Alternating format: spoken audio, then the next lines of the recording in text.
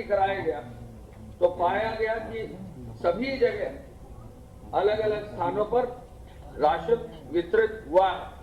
जहां कहीं कोई शिकायत थी उस शिकायत का समाधान भी कर दिया गया है। तो पहला निर्देश मुख्यमंत्री जी ने आज ये दिया आदरणीय प्रधानमंत्री जी की बैठक के बाद। दूसरा निर्देश जो उन्होंने दिया है वो है कि L1, L2 एवं L3 डेडिकेटेड कोविड अस्पतालों की क्षमता को बढ़ाना। हर हालत में प्रत्येक जनपद में अस्पताल हो, L1 हो, L2 हो, और जो हायर लेवल के अस्पताल L3 हैं, यानी जो मेडिकल कॉलेजेस हैं, उनकी व्यवस्था को दुरुस्त करने का निर्देश उन्होंने दिया। कल शाम को भी उन्होंने 6:30 बजे स्वास्थ्य सचिव और माननीय स्वास्थ्य मंत्री जी के साथ सभी अपग्रेडेशन के आदेशों को आज तक जारी करने के लिए निर्देश दिए हैं और लगातार इस पर जो है क्षमता विस्तार पर कार्रवाई हो रही है। और साथ ही साथ पीपीई किट, N95 मास्क और जो भी जरूरत की सामग्री है भारत सरकार के निर्देशों के अनुरूप उन्होंने उसको जो है व्यवस्थित रूप से जिलों स्तर तक पहुंचाने का निर्देश दिया है। तीसरा जो उन्होंने आदेश दिया है वो यह है कि हर जनपद के क्वारंटाइन सेंटर जो है उनको जियो टैग तो कर ही दिया जाए। हर जनपद में कम से कम 15 से 25 हजार की क्षमता के क्वारंटाइन सेंटर बना दिए जाएं। फिर से नोट कर लीजिए, हर जनपद में 15 से 25 हजार लोगों के लिए क्वारंटाइन सेंटर, यानी लगभग 10 से 15 लाख से अधिक लोगों को क्वारंटाइन सेंटर में रखने की क्षमता बनाने का निर्देश उन्होंने दिया है। ये बहुत ही महत्वपूर्ण निर्देश है। और इसी क्रम में मैं बताना चाहूंगा कि कल और परसों हरियाणा से हमारी बसेस आई थी और हरियाणा से परसों सीधे जनपद स्तर पर बसें गई थी और कल जो बसें हमारी आई हैं वो बॉर्डर के 5 स्थानों पर आई हैं। सहारनपुर के बॉर्डर पर 74 बस आई, शामली के बॉर्डर पर 55 बस आए, बागपत के बॉर्डर पर 47 बसें आई, मथुरा के बॉर्डर पर 63 बसें आई, बुलंदशहर के बॉर्डर पर 89 बसें आई, 328 बसें कल आई हैं और कल 9,992 लोग जो है आए हैं हमारे प्रदेश में। और 9,992 ये सब श्रमिक है जो क्वारंटाइन में थे, जिनका मेडिकल टेस्ट हो गया है। कतिपय जगह पर ये इनपुट जो है क्लैरिफाई कर दिया गया, एक एक श्रमिक का मेडिकल टेस्ट है, इसमें कहीं भी कोई शक नहीं है। कुछ सेक्शंस ऑफ मीडिया में ऐसा कुछ खबर चली थी वो गलत है, मथुरा से जो खबर चली थी वो गलत है। और ऐसे में इन सभी लोगों को जनपद स्तर पर भेजने के लिए 349 बसों को यूपीएसआरटीसी की बसों से इनको भेजा गया है। 349, सहारनपुर से 76, शामली से 61, बागपत से 49, मथुरा से 70, बुलंदशहर से 93, 349 बसेस को जो है हमने जो है वहां जनपद स्तर पर भेजा कल शाम तक, रात तक, और अब सभी बसेस अपने स्थानों तक पहुंच गई हैं। सारे श्रमिक जिले स्तर पर क्वारंटाइन सेंटर में पहुंच गए हैं अपने गृह जनपद में। ये बहुत बड़ा अचीवमेंट है। ये दूसरा ऐसा महत्वपूर्ण कदम है। सब यूपी पहला प्रदेश था जिसने कोटा से अपने बच्चों को बुलाया और एक एक बच्चे का देखभाल करके उनको एक एक बच्चे को घर भेजकर ऐसे एक एक बच्चे से फोन से बात हो रही। और ऐसे ही हमारे जो श्रमिक अभी हरियाणा से आए हैं, एक एक श्रमिक का क्वारंटाइन सेंटर में उनको रखकर उनका फिर हालचाल लिया जाएगा और जब भी जैसे भी उनका समय पूरा होगा वो अपने होम क्वारंटाइन में जाएंगे। ये सारे हरियाणा से हैं। ये जो श्रमिक हैं ये कुल मिलाकर 9,992 कल आए हैं, 2224 परसों आए थे। तो कुल मिलाकर जो है ये लगभग 11,200 श्रमिक जो है हमारे 12,200 श्रमिक हमारे हो जाते हैं। यानी 12,000 से अधिक श्रमिक हरियाणा से हम लोगों ने हरियाणा सरकार से बात करके उनके यहाँ से जो है व्यवस्था की है। इस संदर्भ में माननीय मुख्यमंत्री जी की, हरियाणा के माननीय मुख्यमंत्री जी से बात हुई, उन्होंने व्यवस्था वहां के अधिकारियों को दी। माननीय मुख्यमंत्री जी ने हमारे प्रदेश में हमारे सभी अधिकारियों को आदेश दिया और ये एक्सचेंज जो है बड़ी ही सुकून से, बड़े ही अच्छी व्यवस्था से हुआ है।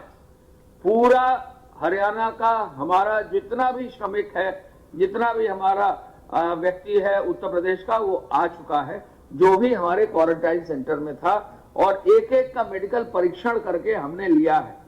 तो जो माननीय मुख्यमंत्री जी ने कहा था कि चरणबद्ध रूप से लोगों को लेंगे, ये प्रक्रिया शुरू हो गई है और इसी कड़ी में जो है ये कार्य हुआ है। एक और बहुत महत्वपूर्ण अनाउंसमेंट है जो मैं बताना चाहूंगा। माननीय मुख्यमंत्री जी को संज्ञान में लाया गया कि प्रयागराज में बहुत सारे हमारे प्रदेश के अन्य जनपदों के छात्र फंसे हुए हैं। आप सब जानते हैं कि मुख्यमंत्री जी जहां छात्र की बात आती है तो छात्र हित वो सर्वोपरि मानते हैं, क्योंकि मानते हैं कि ये जो छात्र हैं, छात्राएं हैं, ये हमारे प्रदेश की धरोहर है। जो हमारे छात्र छात्राएं हैं ये हमारे प्रदेश की धरोहर है, यूथ है, और इनको हमको संभाल के रखना है, इनका हित देखना ही है। कोटा के छात्र पूरे देश में सबसे पहले हमारे प्रदेश में आए हैं और इसी कड़ी में उन्होंने ये आदेश दिया है कि प्रयागराज के प्रदेश में जो भी अलग अलग विश्वविद्यालयों में, इलाहाबाद विश्वविद्यालय में भी जो प्रतियोगी छात्र हैं, छात्र छात्राएं हैं, परीक्षाओं की तैयारी कर रहे हैं, शहर में निवास कर रहे हैं, जिनकी वर्तमान में जो संख्या है 1000 है छात्र छात्राओं की, वो जनपद प्रयागराज के जिलाधिकारी, वहां के पुलिस के अधिकारी, वहां के रोडवेज के और एमडी रोडवेज को ये आदेश दिया जा रहा है कि लगभग 300 ऐसी बसें लगाकर उनको भी चरणबद्ध रूप से एक एक का नाम, पता, मोबाइल नंबर लेकर 300 बसों में पहले चरण में सोनभद्र, मिर्जापुर, चंदौली, वाराणसी, जौनपुर, प्रतापगढ़, कौशाम्बी, फतेहपुर और चित्रकूट में भेजेंगे और फिर दूसरे चरण में इन्हीं 300 बसों से प्रदेश के अन्य जनपदों में उनको चरणबद्ध रूप से भेजा जाएगा। जो भी बस वहां से भेजी जाएंगी प्रयागराज से, उन छात्र छात्राओं को की सूचना बनाते टाइम पर्याप्त वहां पे अधिकारी और कर्मचारी ड्यूटी पर लगाए जाएंगे। छात्र छात्राओं की सुरक्षा के लिए प्रत्येक बस में पुलिस आरक्षी गंतव्य स्थान तक ले जाएंगे। बसों की व्यवस्था छात्र छात्राओं के लिए अलग से होगी और ये बसें प्रयागराज में 3 स्थानों से चलेंगी। ये जो भी छात्र छात्राएं हैं प्रयागराज में, उनके लिए मुख्यमंत्री जी का तोहफा है। मुख्यमंत्री जी ने खुद छात्रों के लिए सोचा और आज अभी घंटे भर पहले उन्होंने बैठक में निर्देश दिया कि ऐसे छात्रों को जो हमारे प्रदेश में है, यदि हम कोटा के छात्र को ला सकते हैं तो हम उत्तर प्रदेश के अपने छात्र प्रयागराज में हैं, उनको भी अपने जनपदों में भेजेंगे। यदि वहां पर कोई अन्य प्रदेश के छात्र होंगे तो अगर वो प्रदेश ले जाना चाहेंगे तो वो भी अनुमति दे दी जाएगी।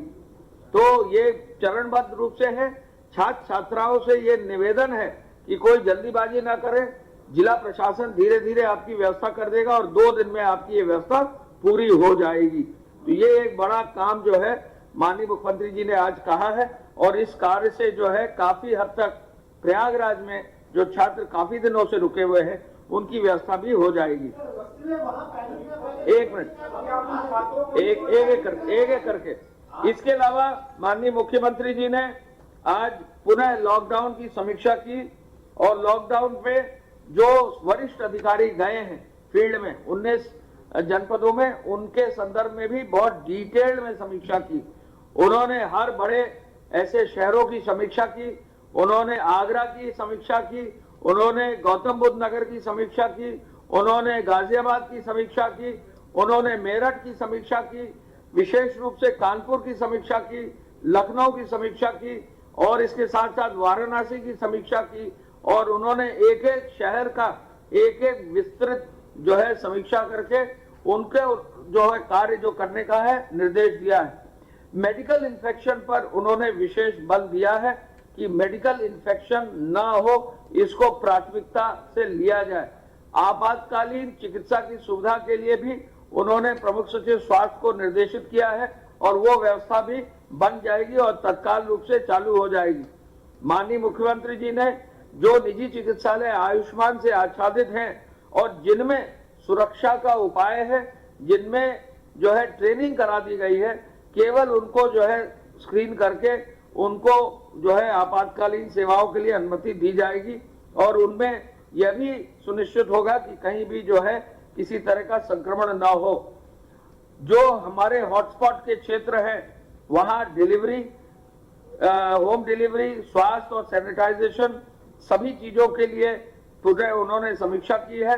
हम आपको बता सकते हैं कि हॉटस्पॉट क्षेत्र में जो संख्या है हॉटस्पॉट्स की वो तो लगभग उतनी है, लेकिन कुछ हॉटस्पॉट्स अब कम हो गए क्योंकि कई प्रदेशों में, कई हमारे जनपदों में जो हॉटस्पॉट्स 28 दिन के हो गए थे और वहां कई नया जो है केस नहीं आया था, वो अब खत्म हो गए हैं। तो ये प्रगति भी हुई है, काफी लोग अब स्वस्थ होकर वापस भी जा रहे हैं, ये भी प्रगति हुई है।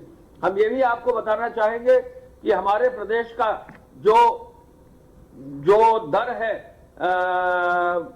कोरोना के व्यक्तियों का, वो प्रति 10 लाख लगभग हर प्रदेशों से काफी कम है।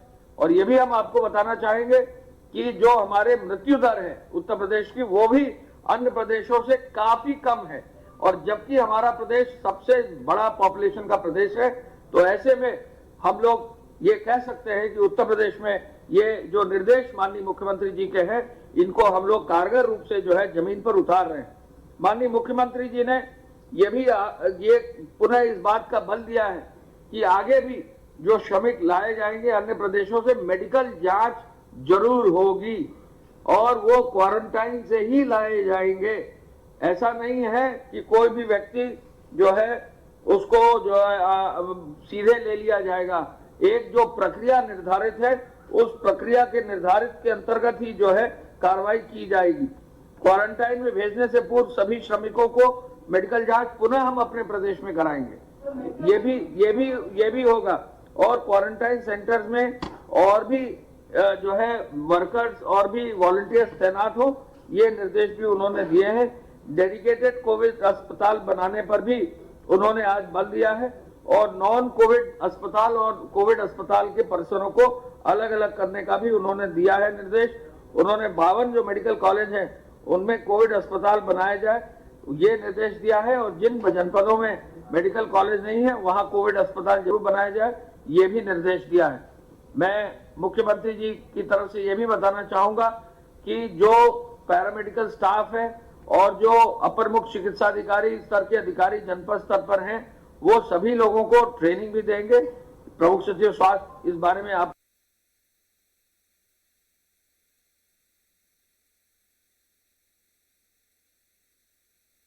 L3 के अस्पतालों के विस्तार के लिए जो निर्देश आपको दिए हैं, जो बताए हैं, वो प्रमुख सचिव साहब आपको डिटेल बताएंगे। टेलीमेडिसिन में हमें प्रमुख सचिव स्वास्थ्य ने एक लिस्ट दी है किन किन डॉक्टर्स ने टेलीमेडिसिन शुरू कर दिया है। हमने आपके सभी मीडिया ग्रुप में ऐसे सभी डॉक्टर्स के फोन नंबर्स डाल दिए हैं और हम फिर अपील करना चाहेंगे कि जो भी व्यक्ति अपने डॉक्टरों से जो सहमत है उनसे अगर राय लेना चाहते हैं तो इन फोन नंबर्स का उपयोग करें और इन फोन नंबर्स को जो है उनका जो उपयोग करके कार्य सुनिश्चित करें। माननीय मुख्यमंत्री जी ने बताया कि आदरणीय प्रधानमंत्री जी ने कहा कि बड़ी संख्या में खोले गए जनधन खाते में जो रुपए का कार्ड निर्धारित किया गया है उसको इस्तेमाल किया जाए। कोशिश ये हो कि कार्ड के माध्यम से खरीद फरोख्त हो और इसके लिए भी अपील माननीय मुख्यमंत्री जी ने की है कि लोग जो रुपया कार्ड है जो जनधन खाते के साथ दिया जा रहा है उसका उपयोग करें। कोशिश करें ग्रामीण क्षेत्र में इसका बृहद प्रचार हो और ये भी सुनिश्चित करें कि बैंकों में भीड़ कम हो और बैंकों में यदि कहीं पर लोग आते हैं सोशल डिस्टेंसिंग का पालन जरूर करें। औद्योगिक गतिविधियों के लिए उन्होंने कार्य योजना बनाने के लिए निर्देश दिया है। मंडियों पर विशेष बल उन्होंने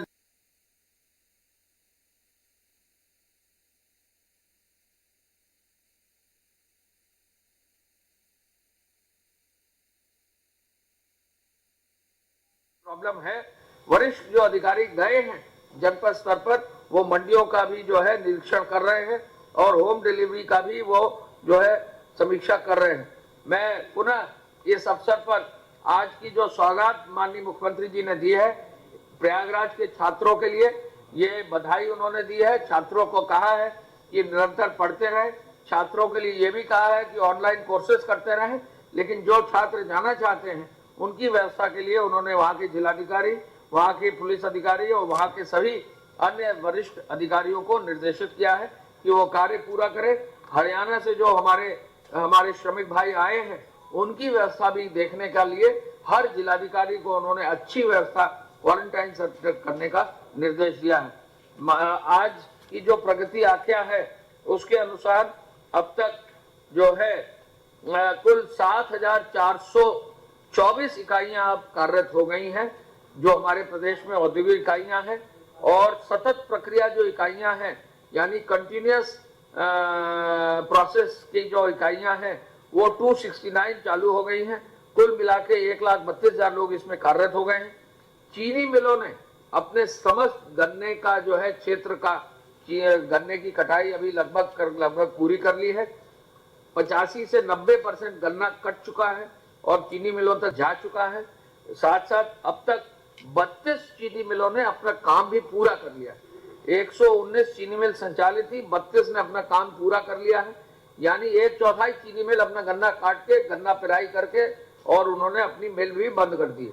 इसके साथ साथ चीनी मिलों में जो है अब तक जो धनराशि दी गई है इस वर्ष 16,660 करोड़ रुपए का गन्ना मूल्य का भुगतान कर दिया है। 16,660।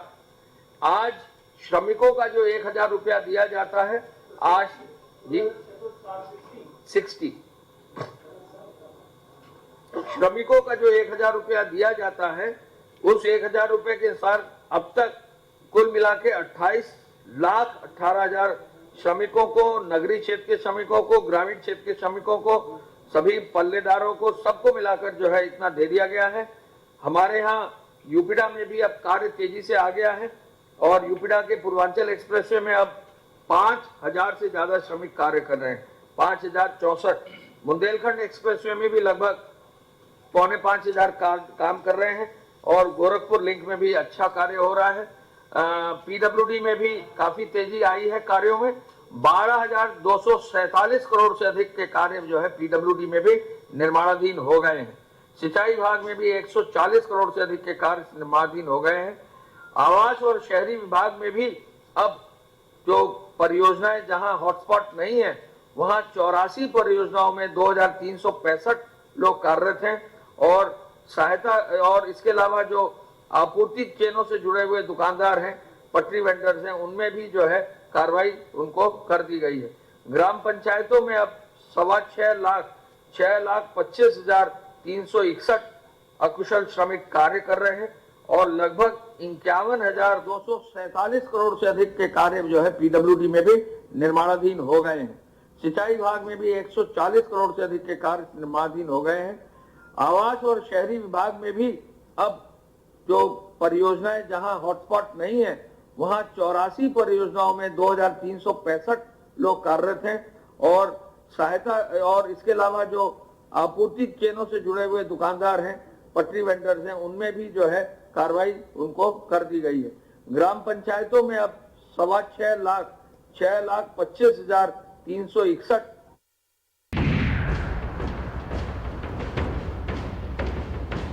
मुद्दा एक